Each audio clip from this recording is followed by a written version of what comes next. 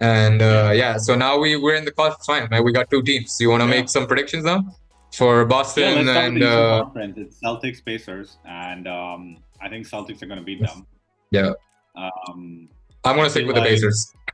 Oh, you're going to pick the Pacers? Yeah, why not, man? I've been rolling with the Pacers since March. I might as well go all the way with them, you know. I don't like the Celtics. But yeah, sorry, go on. You were saying. I think Celtics are going to beat them 4-2. 4-2? Holy shit, okay. Yeah. Did you watch yesterday's game? I did. Okay. I did. And the reason why I chose the Celtics is because I saw yesterday's game. Because I think everything went down for the Celtics. And despite that, they still ended up winning. And I felt like Jaylen Brown hit that miraculous shot at the end. And that kind of saved them the game. Right, yeah. And, that did save the game. Yeah, and they kept turning the ball over when they were up instead of just like being a bit more careful, you know. Inexperience. Exactly. And I feel like if you cannot win a game where everything goes right for you, then I feel like a couple games you're going to get the Celtics playing better. And that's going to make them that's going to get them 3 games. And then one game could be close. I just feel the Celtics are going to close them 4-2. Right. Yeah, that's actually a really good point, dude. I didn't think of it from that point. I was actually thinking more from the point of view of like, oh, it's game 1 on Boston. Boston's the best team, and Pacers are coming in. And if I'm in the Pacers mindset, I'm just thinking like, yo, man, we had that game. We just fumbled it a little bit. If we just keep our shit together, you know, we could beat them. Because Jason Tatum, his biggest problems has been in the clutch. And yeah, he showed up in overtime, but like before that, he missed a couple of threes to go up. He missed a couple of jumpers to go up. And even though like he's been the leading scorer, I checked the stat where he's been the leading scorer on the Celtics all throughout these playoffs. But funnily enough, he has the worst field goal percentage and the worst 3-point percentage in the whole team. The whole team. Even the bench players have like he has like 42% or something like that from the field goal. As his field goal percentage, and that's like, dude, that's so bad. Like, and you're only averaging like two more points than Jaylen Brown, who's hitting 50%. So Jaylen Brown is definitely the MVP of the team right now. Yeah, for sure. He's been defending really well. He's been he put them up 1-0. Like that shot he made. Exactly. Pretty insane. Yeah. That was insane. If he doesn't hit that, they're done. And Pacers, if they steal a game on the road. That's going to be tough. I'll have to go 4-3. I don't think they're beating them 4-2. You need the game now. Yeah, exactly.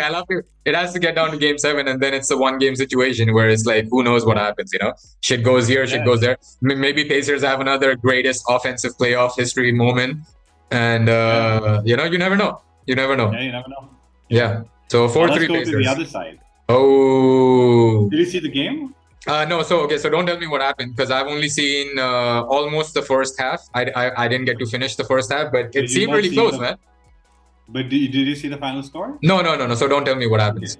Okay. So I'm still pretty much fresh in before. Okay. So, but what do you think though, based on what you saw? Okay, so even before I watched the game, I'm in a bit of a conundrum where it's like I made a prediction where I said then the winner of Nuggets and Wolves will go on to win the championship. But then I've also been rolling with Luka and the Mavs. So I realized, I was like, oh shit, what do I pick now? All right, I'll pick then. Let me pick. No. Yeah. Okay. You go first. I'm going to pick the Mavs here. Oh, no. I was going to pick the Mavs too. I'm going to pick the Mavs here just purely because I feel, like I said, the previous series, I feel that Nuggets lost it and the Minnesota Timberwolves didn't really beat them. I feel like the Nuggets really lost it. And I feel like they were built, even despite that, they were built mainly to focus onto the Nuggets. So I feel like that advantage isn't there moving forward against teams like who have like a good ball handler like Luka and Kyrie. Like, you could, like, Jamal is good, but he's no Luka, he's no Kyrie, and you're not gonna lock both of them down. Right. And I feel like they are gonna definitely exploit the Minnesota and beat them. I feel so. Really? Yeah. So and I think it's gonna be 4-3 Mavs. Okay. So I'm gonna go 4-3 Mavs as well. But for some of the same reasons that you mentioned, but like I was actually thinking like the problem that the Mavs have is that they're like when you go depth for depth, I think Minnesota depth is like insane, dude, when you compare them, and especially like if Karl Anthony Towns can like really exploit and Naz Reid can really exploit their front court, like they only have Gafford and Derek Lively, and Gafford isn't all that tall, and Lively is a rookie and he's skinny, so it's like, and they have like 4 guys in their front court. They have Gobert, they have Towns, they have Naz Reid, and Kyle Anderson, who's 6'9", who's like pretty much same height as Gafford. So I think that's the thing, and I think like they do have really good perimeter defenders in Edwards and McDaniels, and you add on to that with Alexander Walker, and they can like go off as well offensively. I just don't think Mavs have a great bench. Like they have players you can play, but they're not as impactful as the players on the Wolves bench. But like you said, like Jamal Murray is not on the same level as Kyrie and Luka, you know, and I've been so impressed with Kyrie, man, like his leadership, the way, and I think it's maybe he just saved himself all the way, you know, throughout the playoffs to be really like locked in for the conference finals, because he was going off. His biggest problem that I had was that he doesn't play well, like he doesn't even shoot in the first half, and then he only scores in the second half. Yeah, he's not aggressive, but like he was more like passing and like I'll grab boards and this and that, where everybody's like, no, dude, you're the best scorer in a way, even if you maybe you know a one-on-one scorer. And he went off like I just saw the first half, he had like 20 points already by the end of the half, so I think that's amazing. And I just don't know if but yeah, so I'm gonna go 4-3 as well for just for those reasons. And I think like Edwards might have some inconsistent games just because of his age. Like he's just too young right now. He could go for 40 and then the next game he could go for 12. And if any of that happens, he's too inconsistent right now. He has lack of experience.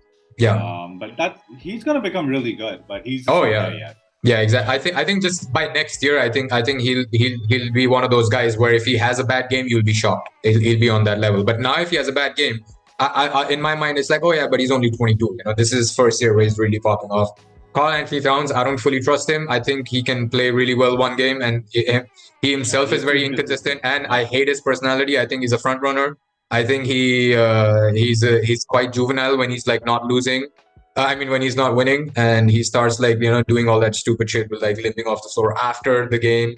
And I just don't. And then if he's like, he makes a couple of shots and he starts like yelling and like laughing, and it's like, dude, chill out. Like you haven't done anything in the league. You've been in the league for like 8 years. You haven't done shit. Here comes a 22-year-old who's doing everything you should have done. Like, you were that skilled and talented, and now you want to laugh and talk and all that. Sorry, I'm just venting about Karl Anthony Towns at this point.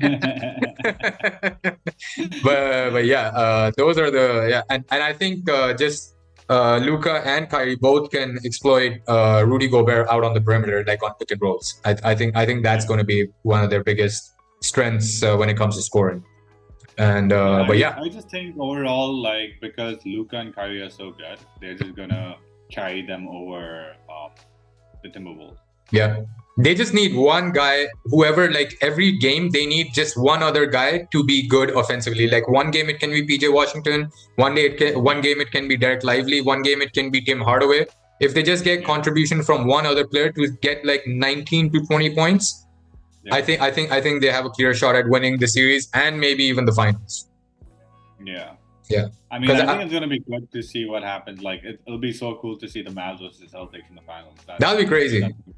That'll be pretty good. That'll be a lot of fun. And I feel like Celtics are a team that play to the level of the opposition. I don't think they're that dominant where they'll just like beat anybody. I think they play to the level of the opposition, and until they do not face a real challenge, I don't think we're going to see like, their full potential. Yeah, and I think it might be the same problem that the Nuggets faced in the first 2 games, where they've had a cakewalk this whole time. This whole season, they've been up by like, they've had the biggest point differential and game differential or something like that in the regular season, and throughout the playoffs, they've just played injured teams. And they haven't had that adversity. Path, right? They've had the easiest path to finals. Yeah. Exactly. So if whoever they meet, either the Wolves or Mavs, I think they're gonna have their hands full with their adversity, with how well they defend. I think the West is more solid, and definitely. And I think guys like Jason Tatum and all could get shook.